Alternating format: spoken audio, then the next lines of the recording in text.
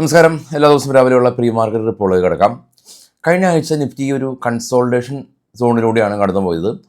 Geo political ടെൻഷൻസും എല്ലാം തന്നെ നമ്മൾ ഇറാനും US ആയിട്ടുള്ള വാർത്തകൾ നമ്മൾ ഓൾറെഡി കണ്ടു കഴിഞ്ഞു. FISും അതുകൊണ്ട് തന്നെ അത്ര താല്പര്യത്തോടു കൂടിയല്ല ഇന്ത്യൻ മാർക്കറ്റിലേക്ക് പാർട്ടിസിപ്പേറ്റ് ചെയ്യുന്നത്. അവരെല്ലാ ദിവസവും സെല്ലേഴ്സാണ്.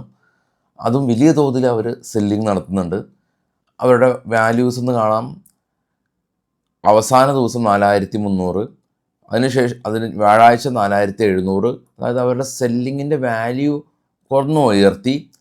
ഈ മാസം ഏകദേശം 26,000 രൂപക്ക് അവർ സെല്ല് നടത്തിയിട്ടുണ്ട്. DIs ബൈ നടത്തിയിട്ടുണ്ടെങ്കിൽ കൂടിയും FIS സെല്ലേഴ്സ് ആണെങ്കിൽ മാർക്കറ്റ് അത്ര ഗംഭീരമായിട്ട് മുന്നോട്ട് പോകില്ല എന്ന് നമുക്കറിയാം. കൂടാതെ നമ്മുടെ മാർക്കറ്റ് ക്ലോസ് ചെയ്തതിന് ശേഷം ഏറ്റവും താഴെ കാണാം US വിക്സ് ഒന്ന് സ്പൈക്ക് ചെയ്തു. നാസ്ഡാക്ക് റെഡിലടച്ചു, ഡോ റെഡിലടച്ചു. അതിന് മുകളിലുള്ള 3 യൂറോപ്യൻ മാർക്കറ്റും റെഡിലടച്ചു. ഇനി ഇപ്പോൾ ട്രേഡ് ചെയ്യുന്ന നിക്കി ജപ്പാൻ മാർക്കറ്റ് 650 പോയിൻറ്റ് ഇടിവിലാണ്. മുകളിലേക്ക് പോകുകയാണെങ്കിൽ ഓസ്ട്രേലിയ 28 പോയിൻറ്റ് ഇടിവിലാണ്.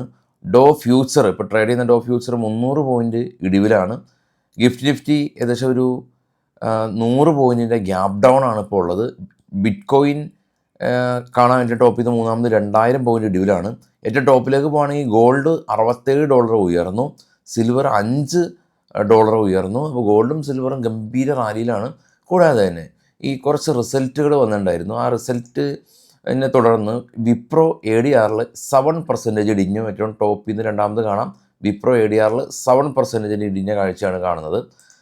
ഇനി നമുക്ക് ഇന്ന് ഒരുപാട് കമ്പനീസിൻ്റെ റിസൾട്ട് ഉണ്ട്. IRFC, Hindustan Zinc, Havells, L&T Mindtree, National Standard, Oberoi Realty, PNB, Tata Capital, Tips Music തുടങ്ങിയ കമ്പനീസിൻ്റെ റിസൾട്ട് ഇന്നുണ്ട്.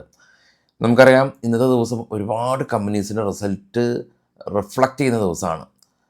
അത് നമുക്ക് പോകാം. ഇത് ബൈസൽ റെക്കമെൻഡേഷൻ അല്ല. അതിനു മുമ്പ് നമുക്ക് ഡിമാറ്റ് അക്കൗണ്ട് ചിലവ് കുറഞ്ഞ രീതിയിൽ ഇന്ത്യയിലെ തന്നെ ഏറ്റവും വലിയ ഡിസ്കൗണ്ട് ബ്രോക്കറായിട്ടുള്ള അപ്സ്റ്റോക്കിൽ നമുക്ക് ഓപ്പൺ ചെയ്യാം. അക്കൗണ്ട് ഓപ്പണിംഗ് ഫ്രീ ആണ്. ലിങ്ക് ഫസ്റ്റ് കമൻറ്റിൽ പിൻ ചെയ്ത് വെച്ചിട്ടുണ്ട്. സ്റ്റോക്കുകളുടെ വാർത്തകളിലേക്ക് പോകാം. ബൈസൽ റെക്കമെൻഡേഷനിലെ റിലയൻസ് നെറ്റ് പ്രോഫിറ്റ് ഫ്ലാറ്റ് ആയിരുന്നു, എന്നാൽ റവന്യൂ 10% ഉയർന്നു. ICICI ബാങ്ക് നെറ്റ് പ്രോഫിറ്റ് 4% കുറഞ്ഞു, എന്നാൽ നെറ്റ് ഇൻട്രസ്റ്റ് ഇൻകം 7% ഉയർന്നു. HDFC ബാങ്ക് നെറ്റ് പ്രോഫിറ്റ് 10% ഉയർന്നു. യെസ് ബാങ്ക് നെറ്റ് പ്രോഫിറ്റ് 55% ഉയർന്നു. RBL ബാങ്ക് നെറ്റ് പ്രോഫിറ്റ് 550% ഉയർന്നു. ശക്തമായ റാലി, ശക്തമായ നെറ്റ് പ്രോഫിറ്റിൽ വർധനവ്.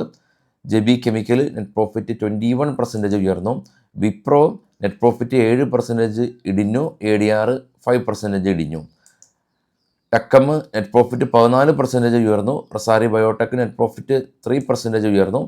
UCO ബാങ്ക് നെറ്റ് പ്രോഫിറ്റ് 15% ഉയർന്നു. IDB bank net profit flat ആയിരുന്നു.